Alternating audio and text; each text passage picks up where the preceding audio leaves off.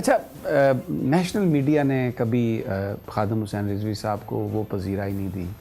جب وہ احتجاج کی کال کرتے تھے تو خبر تک نہیں آتی تھی. ہر جگہ پر پابندیاں لگائی جاتی تھی. پھر جب ان کے انتقال کی خبر آئی تو جنازے کا بھی اعلان ہوا، لیکن وہ بھی میڈیا پر بس بہت چھوٹا سا ٹکر کہیں چلا. کوئی کسی نے گاڑی نہیں دی کوئی. لیکن وہاں پر جو لوگوں کا ایک جمع غفیر تھا تو بہت سارے لوگوں نے اس کی اس طرح سے وضاحت کی کہ امام حنبل سے وہ کوٹ کیا کہ ہمارے جنازے ہماری صداقت کی گواہی دیتے ہیں.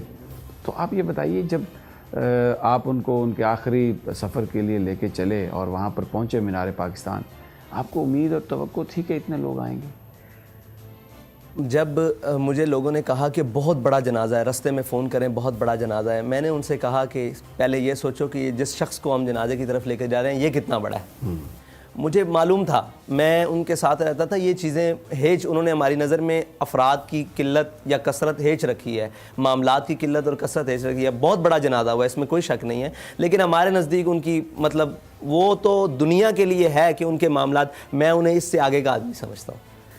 ان کی شان اس سے آگے شروع ہوتی ہے، ان کا مقام اس سے آگے شروع ہوتا ہے. جنازہ کی گنتی تو بعد کی بات، یہ جو ان کے رسم چیلم ہوا ہے اس پر ہی لوگ گنے نہیں جا سکتے اللہ تعالیٰ نے ان کے لیے. تو یہ جو عاشق ہوتے ہیں نا، ان کی باتیں مختلف ہوتی ہیں اور میں انہیں اس سے آگے کے مقام کا آدمی سمجھتا ہوں. اور بے شک امام احمد بن حنبل نے فرمایا تھا کہ تمہارے اور ہمارے درمیان جنازے فیصلہ کریں گے. تو جتنے بھی آپ نے دور دیکھے، یعنی کہ مشرف سے لے کر اور عمران خان تک، ان سب کو یہ پیغام دیا کہ حق اور باطل کے درمیان اگر تم افراد کی کثرت سمجھتے ہو تو لو، افراد کی کثرت ہمارے لیے کوئی معنی نہیں رکھتی، وہ ہم جب چاہیں کٹھی کر لیں. اگر ہم دنیا سے جائیں تو ہم ایک پیغام دے کر جاتے ہیں کہ عاشق کا جنازہ ہے.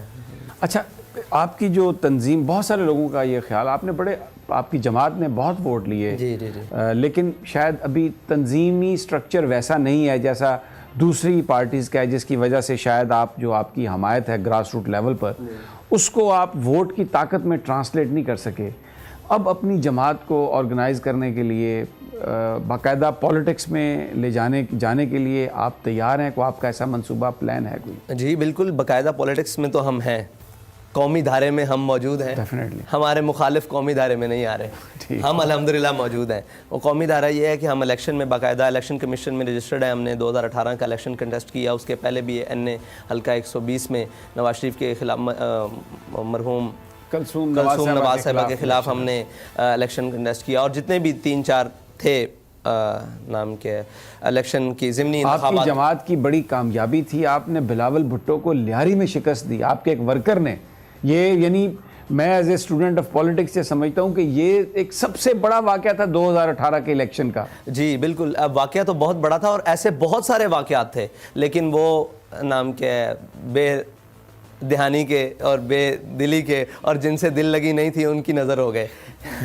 اور میڈیا سے بھی ہماری دل لگی نہیں تھی کہ وہ اس بات کو اجالا کر ہی نہیں سکے کہ ایک جماعت جو پہلی دفعہ بڑے الیکشن میں آئی ہے اور قومی الیکشن کا حصہ بنی ہے، اس نے ہر طرف اکھاڑ بچھاڑ کر دی تھی. اس کی خاص وجہ کہتے ہیں کہ میں سمجھتا ہوں کہ وہ ہمارے قائد کا اخلاص تھا، جس اخلاص سے انہوں نے قوم کو ناموس رسالت کا مسئلہ، نظریہ پاکستان کس وجہ سے بنا، پاکستان کا نظریہ اور اس کی بقا کیا، اس کی بقا کا سبب کیا ہو سکتا ہے اور اس کے بننے کا سبب کیا تھے، اسباب کیا تھے، وہ سارے قوم کو سمجھائے. قوم نے پھر ان کے ساتھ وفا کی، انہوں نے ووٹ دیا. اور انشاءاللہ آپ نے ایک بات کی کہ ہم الیکشن میں ابھی بھی جو ضمنی انتخابات ہو رہے ہیں ملک بھر میں، اس میں تقریباً ہمارے 5 سے 6 کینڈیڈیٹ اتر چکے ہیں اور وہ اپنی باقاعدہ کمپین کر رہے ہیں. NA-75 ہے یہاں ڈسکا میں، PP-51 ہے پنجاب، یہاں پھر وزیر آباد میں، نوشہرہ میں، پشاور میں، اس کے بعد کراچی میں PS 88 کا الیکشن ہے.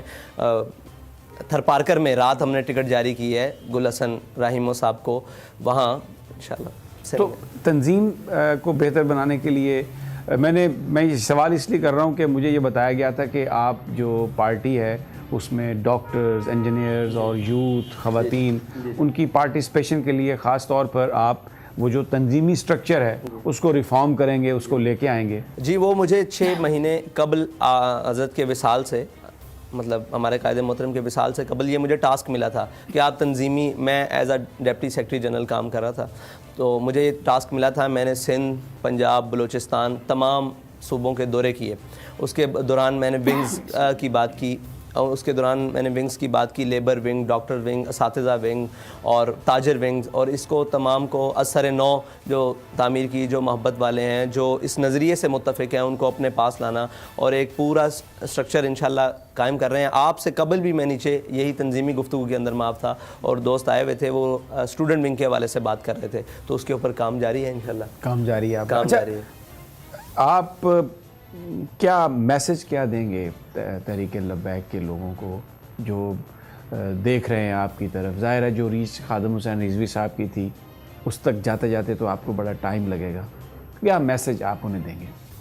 دیکھیں ہمارا میسج یہ ہے کہ ہمارے قائد نے ایک بات کی تھی کہ نہ ہمارا مقصد ہے کسی کو گرانا، نہ ہمارا مقصد ہے کسی کو اٹھانا. ہمارا مقصد ہے کہ حضور صلی اللہ علیہ وسلم کا جو دین ہے نا، جس مقصد کے لیے پاکستان بنا ہے. دیکھیں آپ ایک گاڑی لیتے ہیں، گاڑی کے اندر آپ پانی نہیں ڈال سکتے، آپ اس کے اندر پیٹرول، گاڑی کے اندر ڈیزل نہیں ڈال سکتے. یہ ملک بنا ہے اسلام کے نام پر، اس میں آپ سوشلزم چلائیں، کمیونزم چلائیں، سیکولرزم چلائیں، جمہوریت چلائیں، سارا کچھ چلائیں، لیکن آپ اسلامی نظام جب تک اس کو نہیں لاتے، جب تک حضور صلی اللہ علیہ وسلم کے دین کا یہاں پر پرچار نہیں ہوتا، یہ ملک بہتری کی طرف نہیں جا سکتا. یہ ملک اس مقصد کے لیے بنا ہے. اور ساری جماعتیں یہی کہتی ہیں لیکن عملی طور پر ہمیں نظر نہیں آتا کہ وہ یہ کام کرتی ہیں. تو اگر کوئی آپ کے ساتھ الائنس کرنے کی کوشش کرے، اتحاد کی کوشش کرے، آپ اپنی جد و جہد پر فوکس کریں گے یا کوئی اس طرح کے ایونیوز ڈھونڈیں گے؟ دیکھیں ہمارے ساتھ ہر شخص وہ آ سکتا ہے جو ہمارے نظریے پر متفق ہے، وہ کوئی بھی ہو، وہ اس نظریے پر آ جائے، ہم اس کے ساتھ الائنس کرنے کے لیے تیار ہیں، لیکن ہم اپنی جد و جہد کریں گے. ہاں ہمارے ساتھ کوئی ملے آ کر اس نظریے پر پہلے کھڑا ہو، پھر باقی باتیں ساری بعد میں. پہلے اس نظریے پر ناموس رسالت، ختم نبوت. ہمارا منشور سادہ سا ہے کہ اسلام، پاکستان اور عوام. اسلام کا نظریہ جو کچھ اسلام نے کہا ہے اس کے مطابق ہو، اور پھر پاکستان جو اس کی بہتری کے لیے کام، اور پھر عوام کی بہتری کے لیے کام. اگر کوئی سوچے کہ پہلے میرے محل بچیں، میرے سوئس بینک کے اکاؤنٹس بچ جائیں، اور میرے جناب سرائے محل بچ جائیں، اور سارا کچھ بچ جائیں، اور بعد میں ان معاملات کی طرف چلیں، تو کبھی تصور میں بھی نہیں یہ بات آ سکتی کہ ہم ان کے پاس جائیں. ہاں ہمارے نظریے پر کوئی آ کر کھڑا ہو جائے، ہم اس کے ساتھ چلنے کے لیے تیار ہیں، بلکہ اس کے جو جوتے ہیں وہ اپنے کندھوں پر رکھنے کے لیے تیار ہیں، اس لیے کہ یہ مشن بڑا پاکیزہ ہے. یہ مشن وہ مشن ہے جس کے لیے قائد اعظم محمد علی جناح نے اتنی جد و جہد کی ہے، جس کا تصور علامہ اقبال نے دیا ہے. تو اچھا، آخر میں آپ سے ایک پھر بالکل کلیئرٹی کے ساتھ آپ کیا کہیں گے جو لوگ آپ کو دیکھ رہے ہیں کہ 16 فروری وہ جو ڈیٹ ہے، اگر اس معاہدے پر عمل درآمد نہیں ہوا تو کیا کریں گے آپ؟ کیا کہیں گے آپ اپنے دوستوں ساتھیوں کو؟